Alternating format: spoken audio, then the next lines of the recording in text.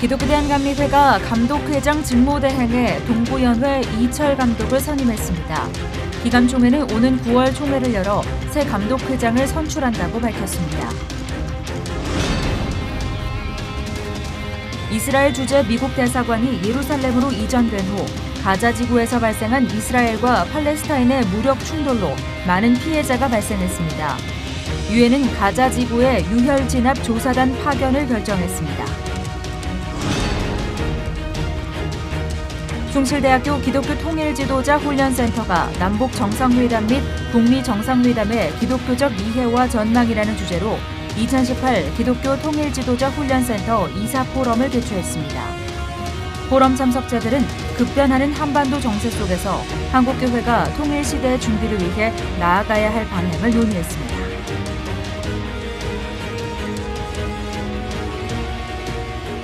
여러분 안녕하십니까? 주말 동안 스포트라이트를 받았던 뉴스 두 가지를 꼽으라면 하나는 영국 왕실의 결혼식이었고 또 하나는 대기업 회장의 별세 소식이었습니다.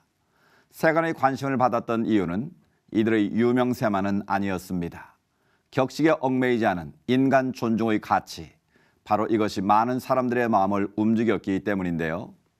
이번 주는 또 한 번 한반도 정세의 분성이 될 것으로 보입니다. 문제를 풀어갈 가장 좋은 열쇠는 바로 서로를 존중하는 진실한 마음이라는 걸 잊지 않아야겠습니다. 기독교 대한감리회 감독회장 직무대행에 동부연회 이철 감독이 선임됐습니다. 이철 직무대행은 감리교 정성화를 추진하며 조속한 수순을 밟아 나가겠다고 밝혔습니다. 보도에 김보림 기자입니다. 법원이 지난달 전명구 감독회장에게 직무정지를 내린 가운데 기독교 대한감리회가 강릉중앙교회 이철 목사를 감독회장 직무대행으로 선출했습니다. 38명의 총회 실행부 위원이 참석한 가운데 진행된 투표에서 21표를 얻어 선임된 이철 감독회장 직무대행은 총회 실행부 위원들과 조속한 교단 정상화를 위해 직분을 감당하겠다는 소감을 밝혔습니다. 감리교 정상화를 조속히 해서 마치라는 임시 맡은 직책입니다. 최선을 다해서 정상화를 위해서 노력하겠습니다. 이 직무대행은 이어 교리와 장정에 따라 다음 달 1일 총실위 회의를 열고 감리교 정상화를 위한 보궐선거 절차를 논의할 계획이라며 재보궐선거의 출마 의사를 묻는 질문에는 아니라고 대답했습니다. 감리교회 교리와 장정은 감독회장 직무대행이 선출된 후 15일 이내에 총회 실행부위원회를 소집해 선거법에 따라 재보궐 선거 절차에 들어가야 한다고 명시돼 있습니다. C채널 뉴스 김보림입니다. 여의도 순복음교회가 60주년을 맞이해 상암 월드컵 경기장에서 한반도 평화와 희망 나눔을 위한 기도 대성회를 진행했습니다. 순복음교회 성도들은 성령 충만과 통일의 희망을 위해 뜨겁게 기도했습니다. 조홍현 기자가 보도합니다. 지난 18일 상암 경기장 7만 좌석을 가득 메운 순복음교회 성도들은 뜨거운 기도와 말씀을 통해 성령 충만의 시간을 경험했습니다. 여의도 순복음교회 이영훈 목사는 순복음교회 60년의 역사는 바로 성령의 역사였다며 우리는 성령님의 임하심을 기다리며 하나님의 때에 하나님의 일이 이루어지길 위해 끊임없이 기도해야 한다고 강조했습니다. 하나님께서 북한의 문을 열고 계십니다. 하나님의 문을 여시면 닫을 자가 없는 것입니다. 우리가 남북 통일을 위해 기도해야 됩니다. 하나님의 때에 우리 대한민국이 통일될 것입니다. 주님의 때가 올 때까지 기도하고 또 기도하고 또 기도해야 됩니다. 성회에서는 해외에서 활발한 활동을 펼치고 있는 각국의 교계 인사들이 함께 기도하며 축하 인사를 전하는 한편 성도들을 향한 선포의 메시지를 전했습니다. 미국 대통령 행정부 복음주의 자문위원장인 폴라 화이트 목사는 이 시대 교회가 바로 하나님의 권능을 받아 세상을 변화시키는 곳이라며 교회와 성도들 모두가 하나님의 뜻이 이 땅에 이루어질 줄 믿고 신령한 복을 소망하자고 전했습니다. To bring the will of God to pass. As a believer, you have a heavenly perspective and you influence in the earth. Through your prayers, through your faith, you are the agent of change. 이날 성회에서는 평양 조용기 심장전문병원 건축기금과 희망 나눔 기금 전달식이 진행되며 북한과 소외 계층들을 향해 사랑과 희망의 뜻을 나눴습니다. 이어지는 설교에서 조용기 원로 목사는 하나님의 군사로서 우리의 사명은 바로 깨어 기도하는 것이라며 모두가 길이 막혔다고 할 때 그리스도인들에게는 모든 길을 여는 기도를 붙잡아야 한다고 선포했습니다. 인생을 살다가 신태양반의 위기를 만날 때 세상 사람들은 앞이 캄캄하다, 이제는 길이 없다, 막다른 골목이다 이렇게 말합니다. 그러나 하나님을 믿는 사람에게는 길이 있습니다. 바로 기도하는 길입니다. 모든 길이 다 막혀도 기도의 길은 열려 있습니다. 성회에 참석한 성도들은 한반도의 평화와 희망을 외치며 교회의 부흥과 회복을 위해 뜨겁게 기도했습니다. 60년 전 성도 5명과 함께 천막교회로 시작한 여의도 순복음교회는 원세 88만 성도를 이루며 한국교회의 부흥을 이끌어오고 있습니다.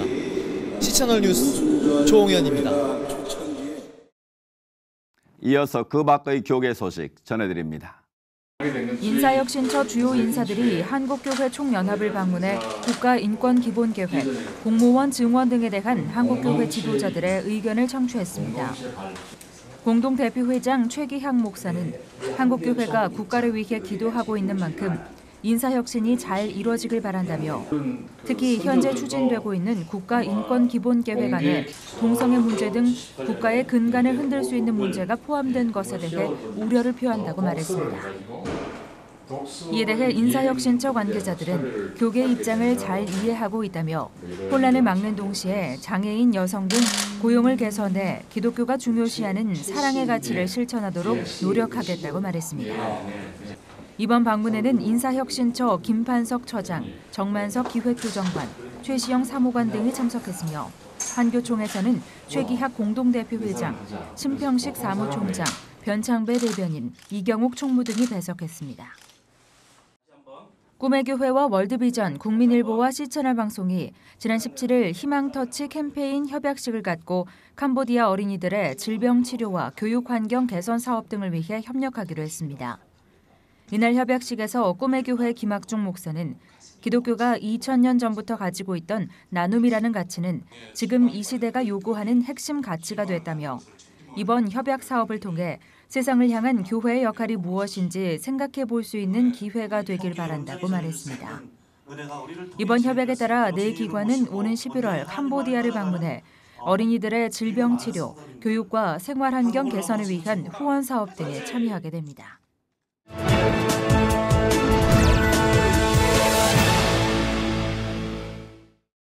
지난주 미국이 예루살렘으로 대사관을 이전하면서 다시 한번 이스라엘과 팔레스타인의 물리적인 충돌이 나타났습니다. 갈등이 표면화되고 있는데요. 이스라엘 현지 연결에 관련 말씀 나눠보겠습니다. 홀리랜드 대학교 정연호 교수님 전화 연결돼 있는데요. 교수님, 이번 미국 대사관을 예루살렘으로 이전한 것은 어떤 의미로 해석해야 될까요? 네, 1980년 이스라엘의 기본법은 예루살렘은 나뉠 수 없는 이스라엘의 수도라는 점을 확인한 바 있습니다. 그리고 1995년 10월 24일에 미국 국회는 예루살렘으로 미 대사관을 이전하는 법을 통과시켰고 트럼프 대통령은 이번에 이를 실행한 것이라고 볼 수 있습니다. 독립 70주년을 맞은 해에 예루살렘 이스라엘의 수도로 인정되고 미 대사관이 예루살렘으로 이전되었다는 것은 이스라엘에게 있어서는 역사적인 의미를 갖는다고 보겠습니다. 예루살렘 곧 시온은 세계 모든 유대인들의 정신적 고향이며 이스라엘의 정치, 종교적 정체성이라고 볼 수 있습니다. 독립 70주년을 맞아서 미국의 트럼프는 페르시아의 보레스처럼 이스라엘의 정체성 회복이란 선물을 안겨주었다 이렇게 볼 수 있겠습니다. 모두가 우려했던 대로 물리적 충돌이 발생하고 희생자가 속출하면서 갈등이 고조되고 있는데요. 주변국들이 이렇게 불편해하는 갈등의 원인은 뭐라고 봐야 할까요? 가장 핵심은 하마스의 입장이 있다고 볼 수 있겠는데요. 땅의 날인 지난 3월 30일부터 지금까지 부상 8,700명, 8,700여 명, 사망자가 110명 이상으로 넘고 있는데요. 예루살렘으로 대서관을 이전한 5월 14일에만 거의 60명이 죽었다고 보도되고 있는데 거의 모든 희생자가 가자 지역 팔레스타인 사람들입니다. 이것은 하마스가 100만의 선교사들이 나서야 한다고 외친 결과라고 볼 수 있는데요. 지난 2005년 이래로 하마스가 가자 지역을 장악하고 있는데 이 가자 지역과 지금 접경하고 있는 이집트나 카타르로부터도 사실 하마스는 지원을 받지 못하면서 완전한 고립 상태에 놓여 있습니다. 이 하마스는 미국의 예루살렘 수도 인정과 미 대사관 이전을 이슈로 삼아서 이런 돌파구를 마련하고자 한 것이라고 볼 수 있습니다. 수많은 사람들이 피를 흘리는 모습을 전 세계에 보여줌으로써 세계 여론을 끌고 어떤 돌파구를 마련하고자 하는데 이번 갈등의 핵심이 있다고 볼 수 있겠습니다. 올해가 이스라엘 건국 70주년이고 다양한 이슈로 갈등 요소들이 발생하고 있는데 중동 지역을 위해 어떤 기도로 함께하면 될까요? 현재 이스라엘과 관련된 이 중동 문제는 사실상 이슬람 원리주의자들에 의해서 통치되는 이란과 하마스와 직접적인 관련이 있다고 보겠습니다. 이들은 이스라엘의 존재 자체를 인정하지 않고 파멸을 목표로 하기 때문에 2000년간 날 없이 떠돌다가 조국에 돌아와서 생존을 위한 이스라엘의 몸부림과 충돌할 수밖에 없다고 볼 수 있겠는데요. 그래서 한 두 가지 기도 제목을 드린다면은 먼저 극단적인 이슬람 원리주의자 정권이 변화되고 또한 이스라엘도 이들에 대항할 때에 가능한 실탄을 사용하지 않고 시자들을 무산시키는 방법을 취함으로써 더 이상 무고한 피를 흘리지 않도록 기도해 주시기를 바라고요. 또한 이 가자 사람들이 하마스의 충동에 따라서 순교의 길에 나서는 것은 경제적으로 지극히 열악한 데도 이유가 있다고 볼 수 있겠습니다. 그래서 이들이 경제적 발전을 할 수 있도록 세계가 관심을 가지고 지원할 수 있도록 기도해 주시면 좋겠습니다. 네, 예루살렘을 둘러싼 무력 분쟁이 더 이상 확대되지 않도록 저희도 함께 기도하겠습니다. 교수님 말씀 감사합니다. 네, 감사합니다.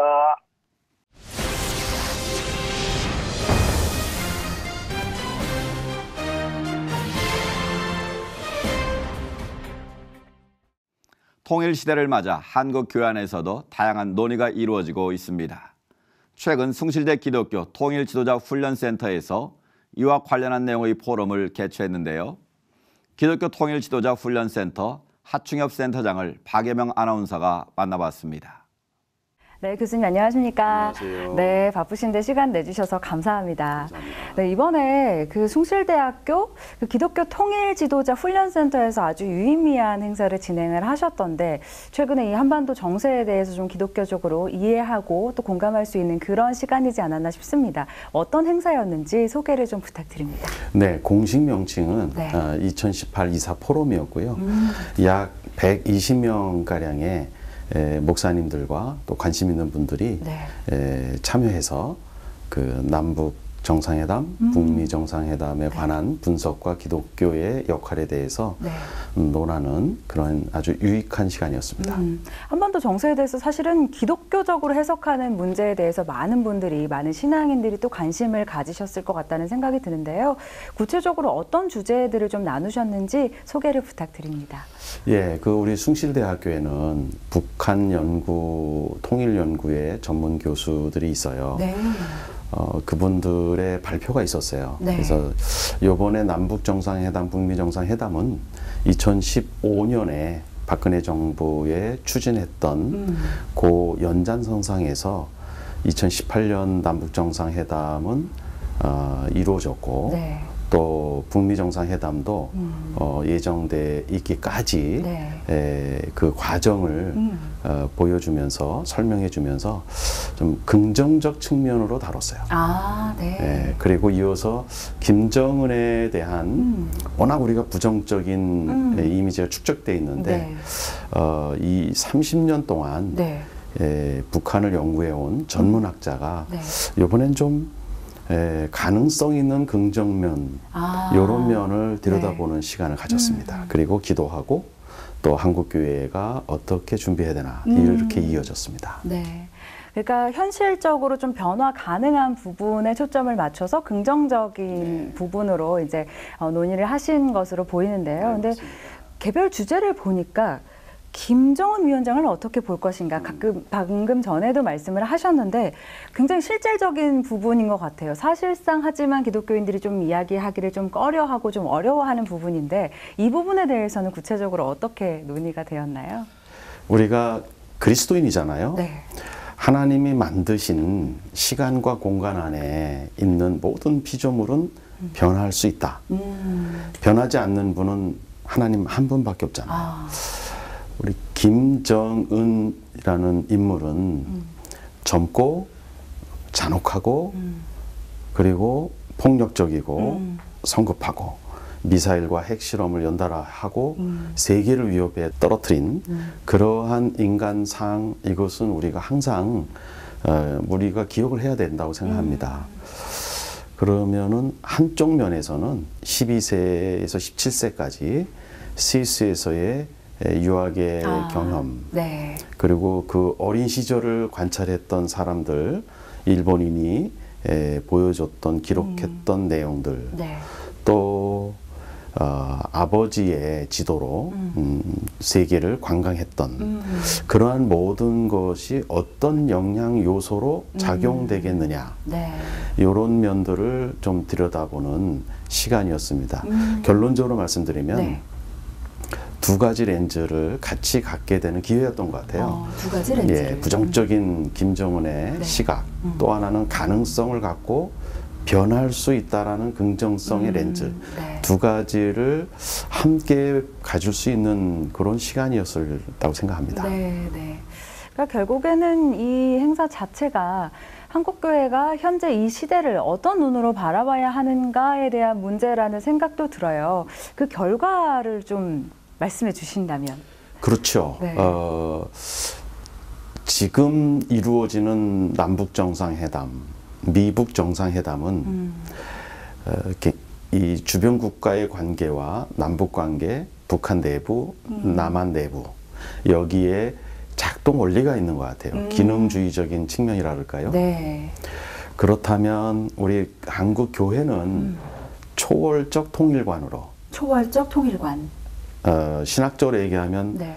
어떤 경륜적 삼위일체의 하나님의 께서 이루어 가시는 그런 남북한의 통일의 섭리, 이런 관점에서 네. 저희들이 바라볼 수 있어야 된다.